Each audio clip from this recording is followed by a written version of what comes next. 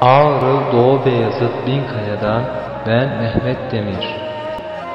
Ülkemin güzel insanları, ülkemin şerefli insanları. Allah'ın mağfireti ve hidayeti hepinizin üzerinde olsun.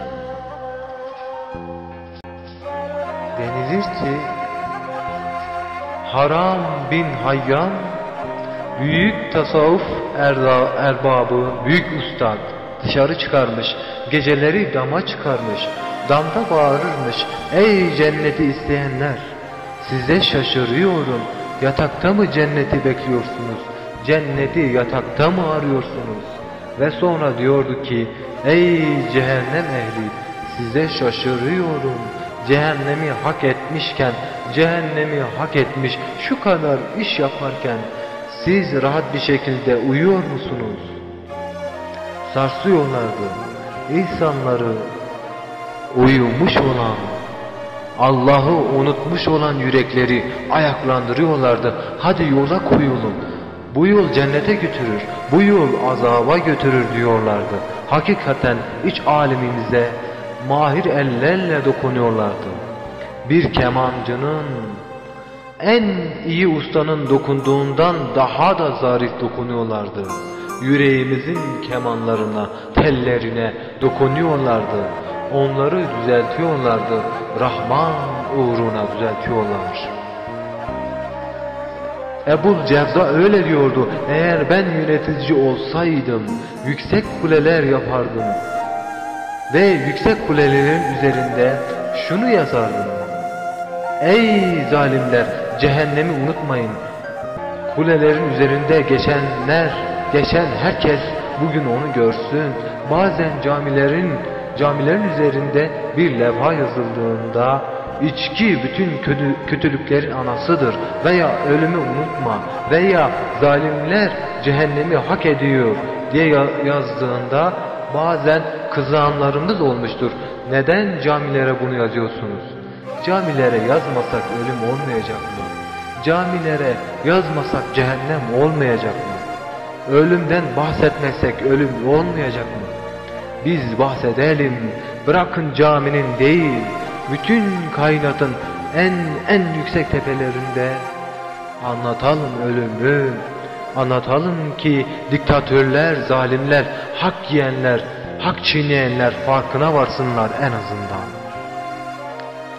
Allah'ın Resulü cehennemin azabından şöyle Allah'a sığınıyordu: Allah'ım, tembellikten, ihtiyarlıktan, günahtan, boştan, kabir fitnesinden, kabir azabından, cehennemin fitnesinden, cehennemin azabından, zenginliğin saptıran fitnesinden sana sığınırız.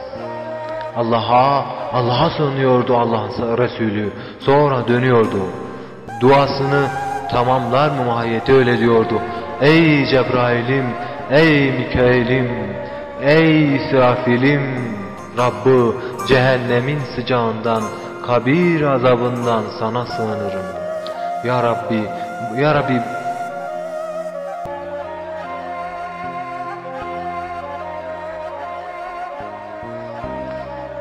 Peygamberimizin sığındığı her şeyden, onun çekindiği her şeyden sana sığınırız ya Rabbi. Dualarımızı kabul eyle. Şu anda gaflette olan kardeşlerimize de gafletten uyanmayı nasip eyle ya Rabbi. Çünkü insanlar gafletedirler, ancak uykudadırlar. Ölünce uyanırlar. Ölünce uyananlardan etme ya Rabbi. Ölmeden önce farkına varıp da şu vücudu ateşe değil, şu vücudu Allah'a görmeye hazırlayanlardan eyle ya Rabbi. Çünkü çürüyecek bu vücut. Varsın bu göz, bu el, bu kulak Allah'ı görsün. Temaşa etsin, yürekler Allah'a dönsün, yürekler Allah için yansın, başkası için değil ya Rabbi. Ya Rabbi, kendimden başkasına eğdirme ya Rabbi. Sadece sana eyleyenleri başkasına mahkum ettirme ya Rabbi.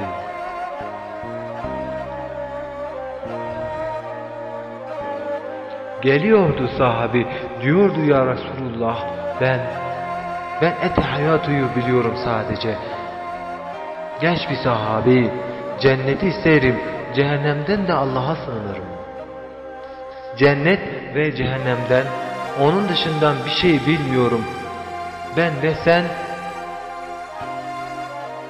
ve Hz. Muaz gibi fazla bir şey bilmiyorum ya Resul diyordu. Ey Allah'ın Resulü, senin gibi ve Muaz gibi ben bu işi çok iyi bilmiyorum, yeter mi? Allah'ın nebisi dönüyordu. Ben ve Muaz zaten biz de öyle dua ediyoruz. Yeter ki sen Allah'a dön. Kapıyı açıyordu. Dönmek isteyene kapıyı kapatmıyordu. Zorlaştırmıyordu dini. Sahabi diyordu ki, senin ve Muaz'ın yaptığı gibi